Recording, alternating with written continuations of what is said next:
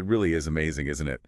Just how we, go through our days and constantly make all these judgments and decisions, everything from like, what to have for breakfast to uh, really big life choices, all comes down to how we think. Ever stop to think about how many different ways your mind goes about tackling all those things? Oh, yeah, for sure. And to really get how we make judgments and decisions, we need more than just, everyday language. It's a bit like think of a doctor. They need all those specific medical terms to really figure out what's going on with a patient and how to help them. It's kind of the same for understanding our own thinking. We need a whole set of terms to describe all the ways our minds work. So it's not just one way of thinking then, right? This deep dive, it seems like we're going to be learning some of those, those terms that'll help us see how our minds kind of shift gears when we're, deciding things.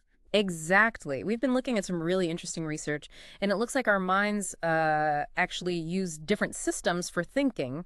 And by understanding these systems, we can figure out, how we come up with these great ideas sometimes, but also make some pretty predictable mistakes.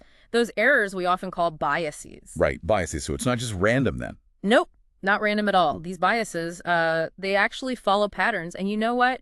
When we understand these patterns, we can really start to see why we and everyone around us really make the choices that we do. It's like, well, the sources we're looking at today call it getting an informed perspective. Informed perspective. I like that. So, okay, what are the two main systems we're going to be talking about? We'll be focusing on System 1 and System 2. System 1, that's the fast one. It's intuitive. It happens pretty much automatically. It's what gives us those like gut reactions and snap judgments. And then you've got System 2. That one's a bit slower, more deliberate, and we have to really like focus to use it. And you know what? The interplay between those two systems, that's really where the magic happens. And sometimes conflict too. That's how we really get to understand how our minds work. It's like a shortcut to really being well informed. All right, System 1 and System 2. Got it. So let's start with System 1. What's it all about? Well, System 1, it works automatically. And it doesn't really take much effort. A lot of times we're not even aware of it. But it's really, it's behind a lot of our everyday intuition. Think about when you recognize a friend in a crowd right away, or maybe you just get this feeling like something's, not quite right. Right. So like our brains are always kind of running in the background, making sense of things without us even having to think about it. Exactly. And you know what? This everyday intuition, it's not really that different from the expertise we see in like professionals, like a chess player. A really good one. They can look at a board and boom, just see the winning move right away. Or a doctor with lots of experience. They can often tell what's wrong just by, examining a patient quickly. Yeah. Herbert Simon, he was a real pioneer in this area. He said it really well. He said, intuition is nothing more and nothing less than recognition. It's all about experience and memory. Like we're constantly picking up patterns and making connections without even realizing it. Recognition, right? So it's like our brains are constantly building up this database of experiences. Yeah. Okay, but this quick thinking, Yeah. System 1, it doesn't always get things right, does it? That's where these mental shortcuts come in, right? The heuristics. You got it. System 1 loves using those heuristics. They're mental shortcuts, basically. And most of the time, they're pretty helpful. They help us simplify all the complex stuff we have to deal with every day. But sometimes they lead us astray. They introduce those biases we talked about. Can you give us an example? Like one we might come across every day. Okay, let's try this. Think about the letter K. Are there more words in the English language that start with K or that have K as the third letter? I'd say more that start with K. Most people would say that. It's because it's so easy to think of words that start with K, like kangaroo, kitchen, king. They just pop right into our heads. But the thing is, there are actually way more words with K as the third letter, but those are harder to come up with. See, that's the availability heuristic in action. Oh, wow. So it's because the words that start with K are easier to remember. We think they're more common. Exactly. We judge how likely something is based on how easily we can think of examples. It's called the availability heuristic. And you mentioned something about this related politicians. Oh, yeah. For a long time, I had this idea that politicians were more likely to cheat on their partners than, people in other professions, like doctors or lawyers. And I even came up with reasons like, the pressure, the temptations. But then I realized, when a politician does something like that, It's all over the news. It's a big scandal. So, of course, those examples were the ones that came to mind easily. It wasn't necessarily because politicians are really more likely to cheat, but because I was more likely to hear about it when they did. Makes sense. So it's like whatever's in the headlines, whatever's all over our social media feeds, we think that's what's most common. That's something for the learner to keep in mind when they're reading the news. Absolutely. So we've got the availability heuristic. What else? What other biases are there? Well, there's the halo effect. That's when we meet someone and our first impression is really positive. Maybe they're, attractive or a really good speaker. Then we start to assume all these other good things about them too. Like, oh, they must be smart and competent and trustworthy, even though we don't really have any evidence for that. First impressions are so powerful. They really are. And then there's priming. That's when you're exposed to a word or an image or an idea, and it can actually unconsciously affect your thoughts and actions later on. Priming. So like our brains are getting these little nudges without us even knowing. Exactly. Like there was this study where they showed people the word eat really quickly, and then later on they gave them a word fragment to complete, SOP. And guess what? The people who saw eat were more likely to fill it in as soup than soap. It's because that idea of eating was already subtly activated in their minds. Wow, that's pretty amazing. So even just seeing a word for a split second can change how we think later. What else is there? You mentioned cognitive ease and strain. What are those? Right. So system one, it's always monitoring how easy it is to process information. When things feel familiar and clear and, it all makes sense, that's cognitive ease. It basically tells us, hey, everything's cool, you can relax. But when we encounter something new or complicated or something that just doesn't fit, that's cognitive strain. And that's like a warning signal. It's telling us, hey, pay attention. This might be a problem. You need to slow down and think. So ease is like a green light, and strain is like a yellow or red light, telling us to be careful. That's a good way to think about it. And you know what? This feeling of ease or strain, it's not just happening in isolation. It actually affects a whole bunch of other things in our minds, even our mood. Really? Our mood, too. How so? Yeah. Like when we're in a good mood, system two kind of relaxes a bit. It lets system one take over more. So we're more likely to go with our gut and be creative. But we might also miss things, make more mistakes. And when we're in a bad mood, system two is more on alert. We're more careful, more suspicious. Interesting. So a good mood can make us more creative, but also more likely to be fooled. Now, there's also this idea of what you see is all there is. WYSIATI, right? You mentioned that before. Yeah, WYSIATI. That's a really important one. Basically, it means that system one makes judgments based on whatever information it has at the moment. It doesn't matter if the information's incomplete or, even wrong. It just goes with what it's got. So it's like it builds a story based on the pieces of the puzzle it has, even if there are a bunch of pieces missing. Exactly. Like, let's say you're trying to decide if someone would be a good employee, and all you know is that they're always on time and they meet their deadlines. System one would probably say, yep, sounds like a good worker. But what if you found out later that, they take credit for other people's work or, they're just not a good person to work with? System one didn't have that information, so it just went with what it had. So snap judgments can be really dangerous. It's easy to get the wrong idea if you don't have the whole picture. Okay, what else? What other things does system one do automatically? Well, it's constantly making these basic assessments like similarity, how much does this thing resemble that thing? And causality, like what caused this to happen, and also availability, like how easily can I think of an example of this? These are all things system one does without us even having to think about it. Okay. It's kind of like our brains are always trying to find shortcuts. Now, how about groups or categories? You mentioned something about prototypes and averages. Right. So when system one thinks about a group of things, it doesn't really look at every single thing in the group. Instead, it focuses on what's typical, like a prototype or an average.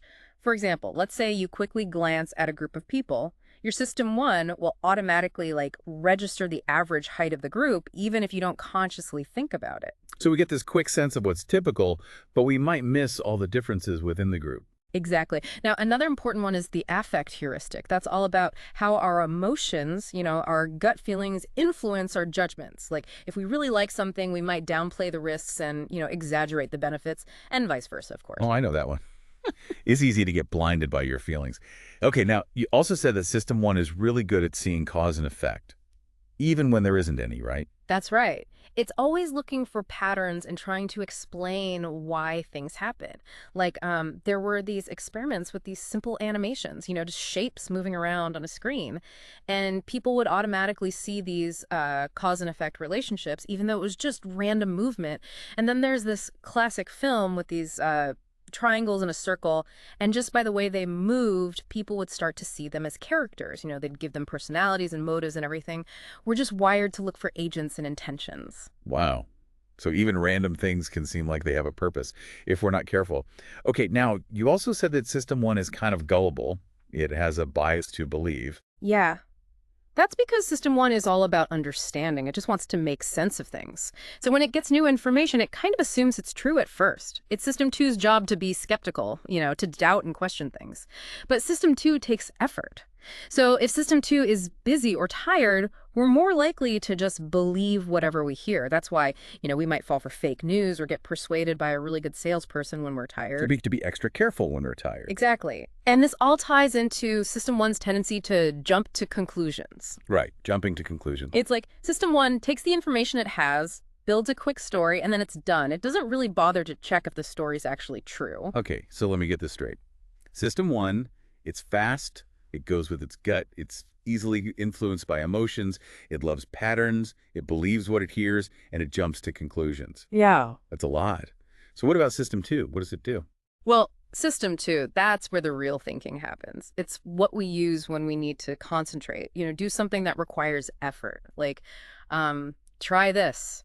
Name all the capital cities you can think of that start with the letter N. Or, when you're comparing different products before you buy something, you're really looking at all the features and thinking about the pros and cons. That's System 2.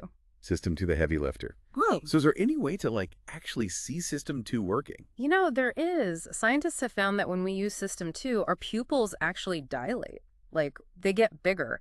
And the harder we think, the bigger they get. It's pretty amazing. In fact, researchers have been able to tell when someone's given up on a mental task just by looking at their pupils. Wow.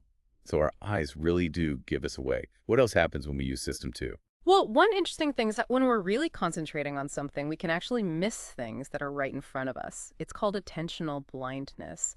There's this famous experiment, the invisible gorilla experiment.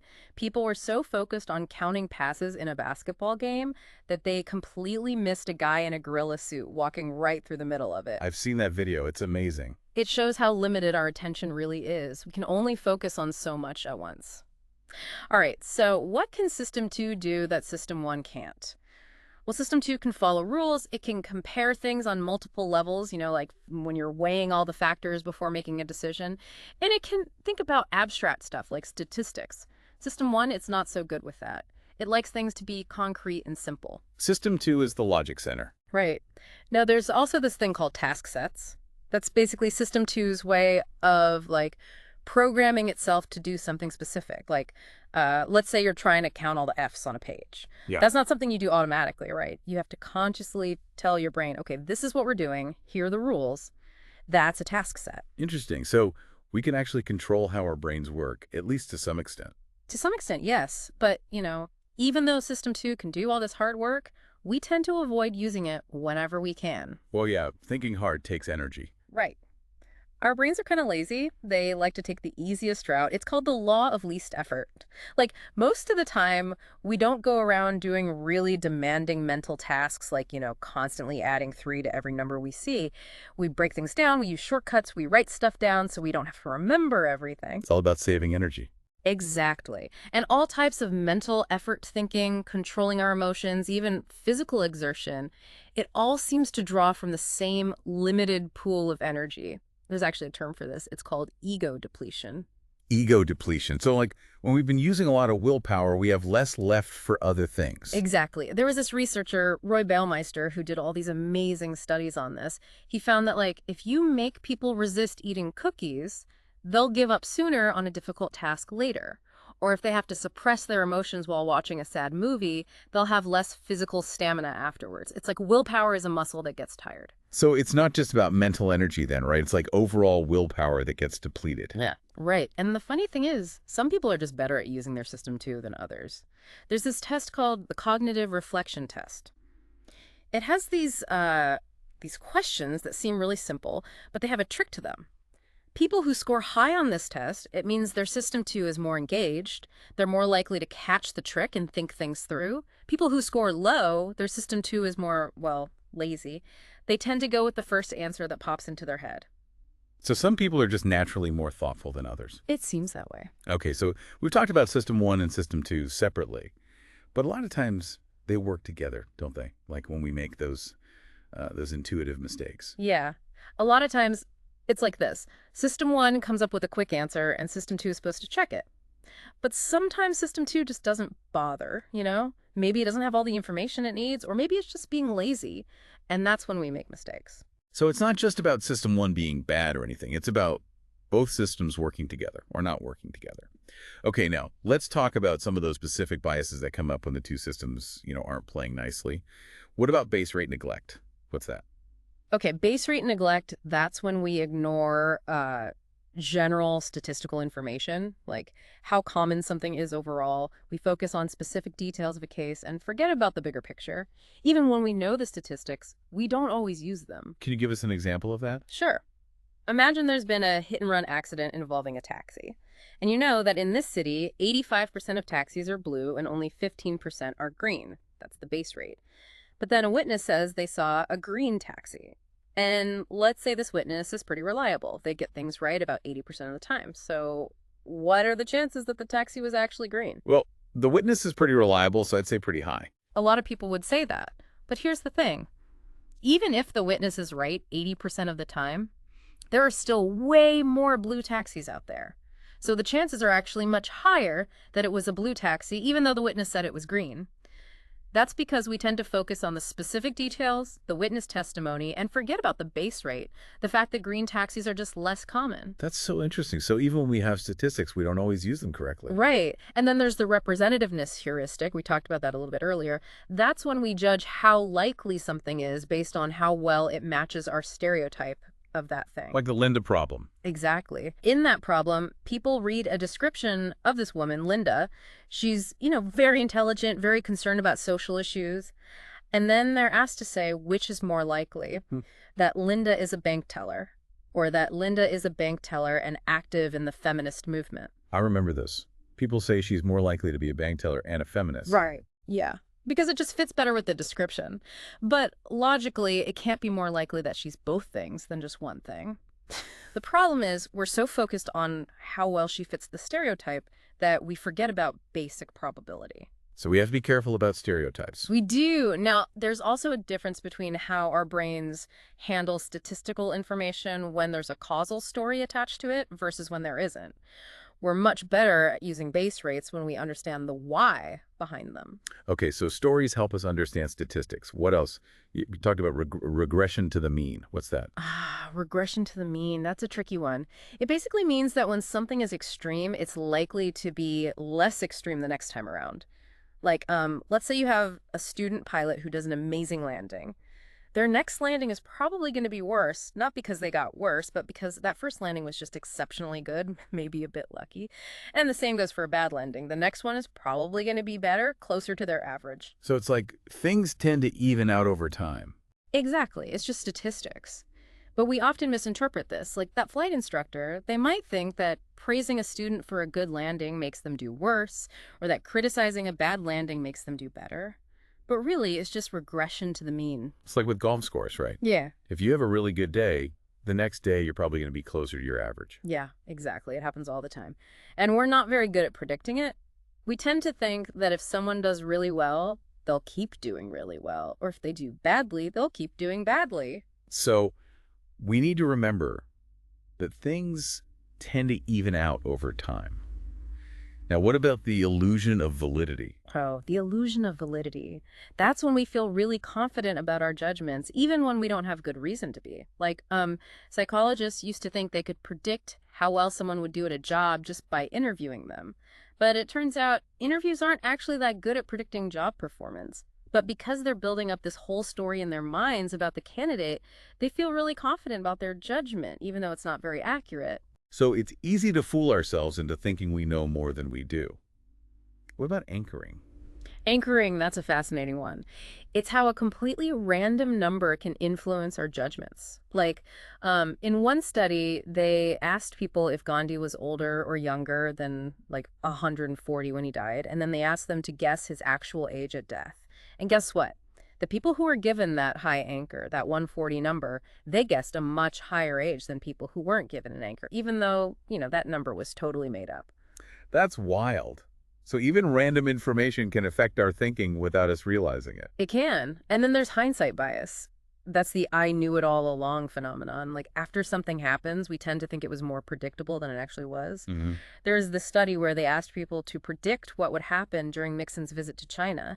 And then after the visit, they asked them to remember their predictions. And people remembered being much more accurate than they actually were. It's like we rewrite our memories to fit what actually happened. Yeah. And this can be a real problem because it means we're not really learning from our mistakes. We just think, oh, I knew that was going to happen all along.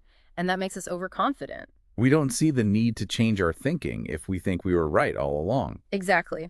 Now, related to this is the narrative fallacy. That's our tendency to, create stories to make sense of things. And those stories can be really compelling, but they can also oversimplify things and make us think we understand the world better than we do. Like we see patterns where there aren't any. Right. And that leads to the illusion of skill. We think we can predict things that are actually just random. Like a lot of people think they can beat the stock market. But really, very few people consistently do better than just, investing in a broad index fund. So sometimes it's better to just go with the averages. Sometimes it is. Now, that's not to say that expertise doesn't exist, of course. There are definitely areas where experts can make really accurate judgments, but it's important to understand the difference between real expertise and just, the illusion of expertise. So how do we tell the difference? Well, real experts, they have a lot of experience in a field that is, relatively predictable. And they get clear feedback on their decisions, like a surgeon, for example. They've done thousands of surgeries, and they know right away if they've done a good job or not. They've gotten really good feedback over time. Right, so it's about the type of experience and the feedback. Okay, now what about planning?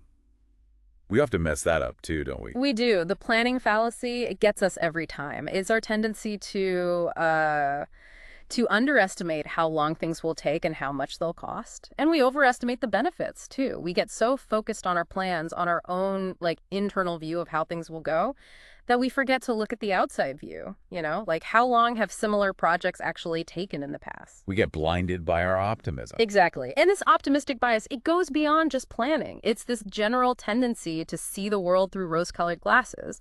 We think good things are more likely to happen to us than to other people. So we need to be more realistic. We do. But a little bit of optimism is good too, It helps us keep going. It's all about balance. Yeah. Well, this has been a really fascinating look at how our minds work. What's the biggest takeaway for the learner? The main thing is to understand that we have these two different ways of thinking.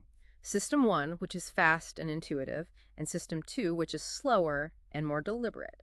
And they both have their strengths and weaknesses. System 1 is great for everyday decisions, but it can lead to biases. System 2 can help us avoid those biases, but it takes effort. The key is to know when to use each system. So sometimes we should trust our gut, and sometimes we need to slow down and think things through. Right. It's about knowing your own mind and knowing when to question your intuition. This has been a really great deep dive. And for the learner, I want to leave you with this. Think about how these two systems are working in your own life, in your own decisions. When does your intuition work well, and when does it lead you astray? The more we understand our own minds, the better decisions we can make.